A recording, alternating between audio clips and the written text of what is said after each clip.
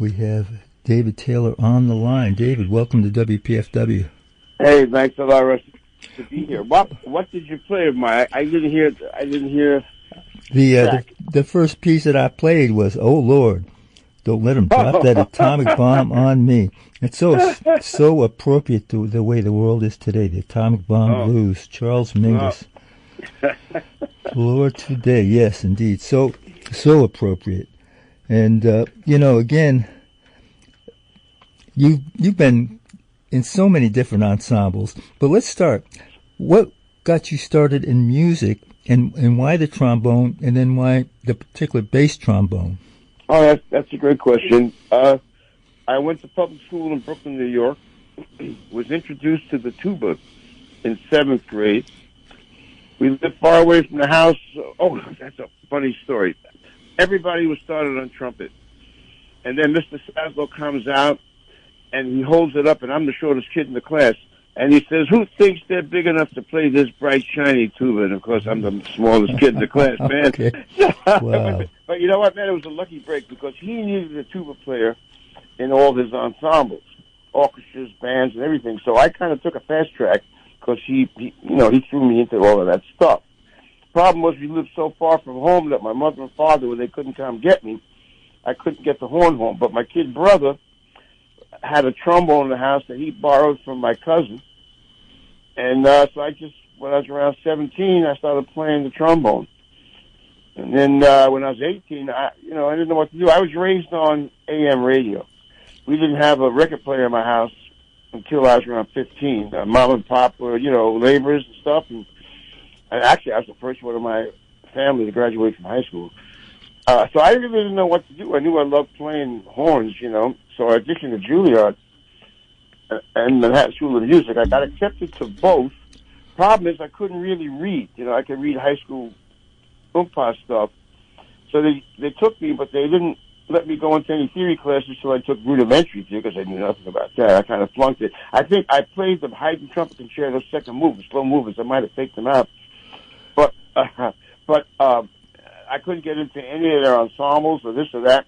Anyway, long story short, man, after the second and third year at Juilliard, somebody put a bass trombone in my hand. And within 6 months, man, I was playing like Leopold Stokowski's orchestra, big bands. Oh, yeah, man. Then I started doing a lot of playing in big bands around New York, which was not a hip thing to do at Juilliard at that time because they didn't even have a jazz record in their library. Right. This is before the jazz program really was starting at Juilliard. So, and you're not the first or the last jazz musician who have encountered that kind of situation there. So I just loved it, man, and I really lucked out, man. I started playing with Thad Jones in the early '70s, and I got to record the New Orleans Suite with Duke. In fact, on the Atomic Bomb record, Mahalia Jackson and Well and Broad are two of the tunes that were on the New Orleans Suite. So I did charts on them. I did the Mahalia Jackson one. It's very strange because I got Patient Higgins playing on the oboe, playing on the oboe. Yeah. Fantastic. So you actually were with that Ellington recording, the New Orleans Suite. Well, yeah. That was phenomenal. Wow. Totally. Yeah. And then, I started playing on R&B things. I did a lot of recording of the Motown stuff. Gladys Knight's Midnight Train was my first R&B record. I was in the horn section. So all of that stuff kind of, ended up, and then I started working for Quincey Jones for about 10 years. I got to record that Miles at Montreux record with them. Miles at Montreux was like a DVD and stuff. Mm-hmm. And I played with Joe Henderson's band and Jaco Pastorius's band, Bob Mintzer, all these cats, Gil Evans, I noticed. Gil Evans band. Yeah, right. You were just with all of the top musicians, and yet you were also doing classical European concert music. How did that work out in terms of juxtaposing the two genres? I didn't tell anybody. It's funny. It's funny, man. I gave a master class just so happened today at Juilliard, and I was telling the guys that I was able to play in the New York Philharmonic while I was playing in Thad Jones's band while I was doing rock recordings and stuff in the studio scene because only my friends, close friends, knew that I was going across the lines, you know.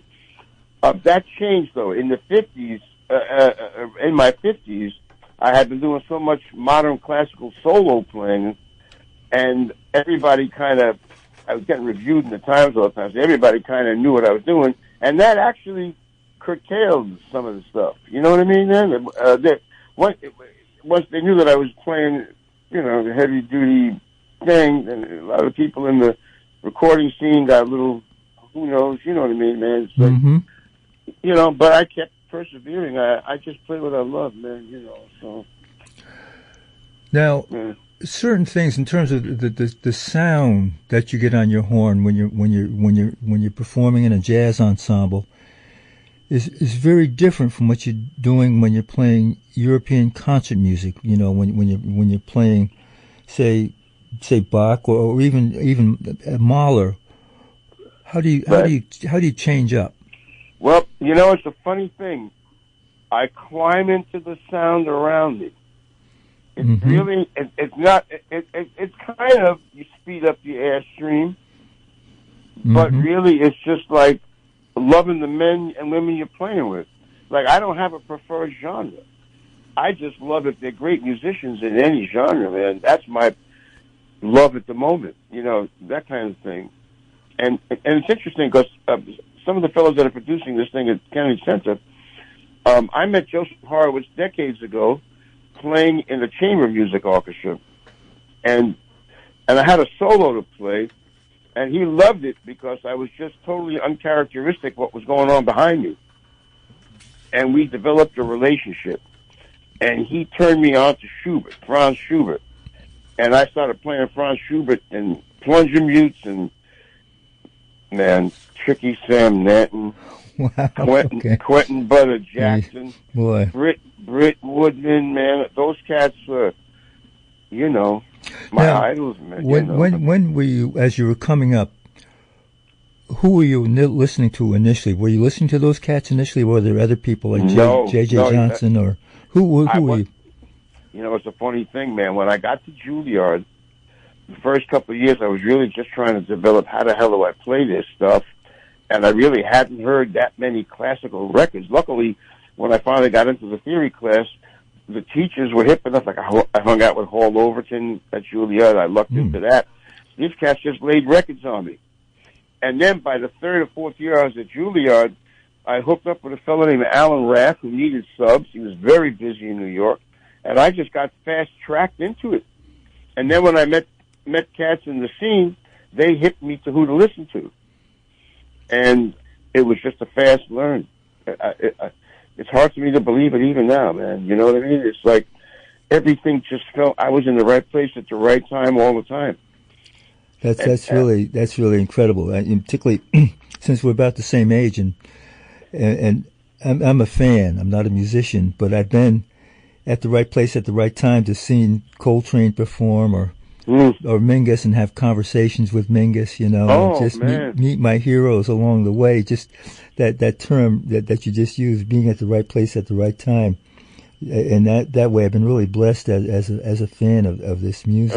We're on the same page, man. Yeah. I mean, you know, it's and every day is exciting. Every day is exciting for me, man. You know, it's like, I don't know what to say. I just can't wait to get up to start playing the horn. I play it, you know, if I'm not playing the horn, even if I'm not going out to work, if I'm not playing the horn in the house all day, it's kind of, you know, I love it, man. How did you handle the shutdown during the year of COVID? Well, I've got an old RCA 77, and I have a pretty good preamp, and I got a Mac Pro. I did a duo record with a guitar player named Gene Prisker, who's very active, like in the movie writing scene and in the New York contemporary music scene. I did a recording for cats in Portugal. I recorded, believe it or not, I finally wanted to record some Bach cello suites, man. So I did, but they're so far out, only a few people have heard them. I'm going to actually put them out, I think. But I handled it the way I handle Schubert. Whatever I'm thinking at the moment, that's what goes in. I play the notes, I adhere to certain of the formalities, but I make it mine. And I did that with Bach. Bach's Second Cello Suite, I did that. I did home projects with other people. I was playing every day. There wasn't a day lost. Wow, okay, that's interesting. So what will we expect with the Mahler and the post-classical ensemble with Angel this Wednesday? Well, Angel, when I finally met Angel, I think I've done 3 or 4 projects with them. I did a bunch of, the first time I met them, I played a concerto written for me by a saxophone player named Daniel Schnyder, and I did some Schubert songs. They had a Schubert specialist guy named William Sharp. He was on one side of the stage doing it as it is with a piano player. And then they put the spotlight over to me, and I did my arrangements for their ensemble. I sang one of them, which they loved, the Ewazen song. I played a couple of the other tunes, and then I did some blowing on an organ grinder tune that Schubert wrote, and we used an accordion player. Wow, okay. Yeah. So we got to blow, and then they asked me to do a Franz Schubert piece called the Arpeggione Sonata, which is a very interesting thing, man. The Arpeggione was an instrument that really was only popular around 10 years. And around 1820, right in that pocket. Franz Schubert, man, was a party man. I know everybody tries to make him out to be this tight composer, but he wasn't, man. He left the party. In fact, he got into trouble oftentimes with that. And he hung out on the wrong side of Vienna. Mm.